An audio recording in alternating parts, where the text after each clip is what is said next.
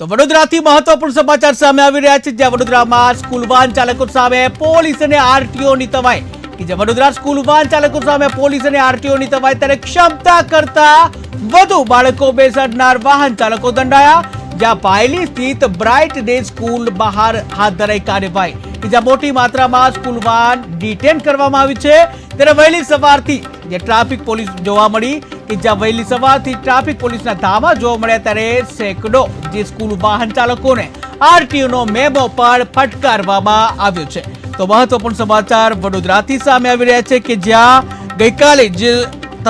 જે રાજ્યની તમામ જે સ્કૂલો છે એ પ્રથમ સત્રનો પ્રથમ દિવસ હતો, ત્યારે સ્કૂલ વાહન ચાલકો સામે પોલીસ અને આરટીઓની તવાઈ વડોદરા ખાતે કે જ્યાં ક્ષમતા કરતા વધુ બાળકો બેસાડનાર વાહન ચાલકો છે તેઓને દંડવામાં આવ્યા છે।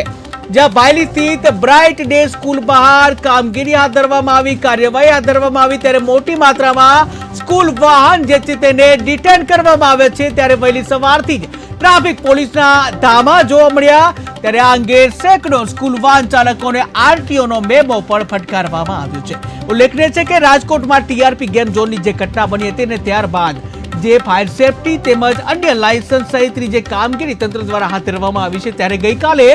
જે રાજ્યમાં તમામ શાળાઓ જે છે એનું પ્રથમ સત્ર ચાલુ થઈ ગયું હતું અને જેને લઈને તમામ શાળાઓ જે ખુલી જતા જે વાહન ચાલકો જે છે સ્કૂલ વાહન જે છે તેમના ઉપર તવાઈ બોલાવવામાં આવી હતી અને આ અંગે વડોદરામાં જે આરટીઓ અને ટ્રાફિક પોલીસ દ્વારા તવાઈ બોલાવવામાં આવી હતી, જેમાં અનેક વાહનો છે તેઓને